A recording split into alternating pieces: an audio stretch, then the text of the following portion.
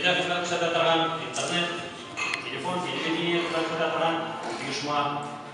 Безнең җитәкчебез, Казандагы җитәкчебез инде Шафиуллин Лотфулла Мөхәммәдович дигән кеше. Бу Арча районында туган, шунда үскән, аннан соң хәрби хезмәттә булып, югары урыннарда эшләп, бүгенге көндә Тателефон дигән оешманы җитәкли. Инде бу кеше турында, конечно, бик озак бик күп сөйләп була.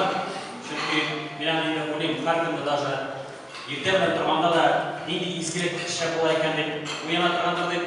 Чөнки аның үзе Арча районына китергән хезмәтен, аның файдасын әйтеп бетергесез, ләкин республика күләмендә дә аның хезмәте, аның китергән файдасы, аның изгелекләре санап бетә торган түгел. Аның хезмәте белән, аның катнашы белән күпме зиратлар каралган, күпме музейлар, парклар китерелгән, күпме һәйкәлләр эшләнгән, анда күпме чишмәләр торгызылган, күпме ремонт ясалган.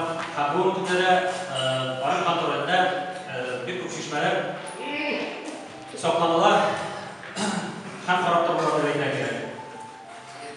Менә бу сезнең белән очрашуында төп инициаторы Лотфулла Мөхәммәдович.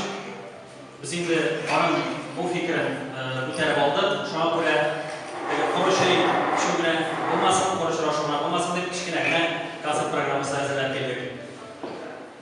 Инде көндә бик уңайлы, чөнки иртәгә бит инде 8 март, халыкара хатын-кызлар көне. Сезнең барыгызда инде кирәк булган кешеләр, артыгызда зур хезмәт юлы. Шушы хезмәтегез өчен сезгә барыгызга да баш иясе килә. Барыгызга да кызларыбыз, апайлар, әбиләр сезне барыгызны да бәйрәм белән.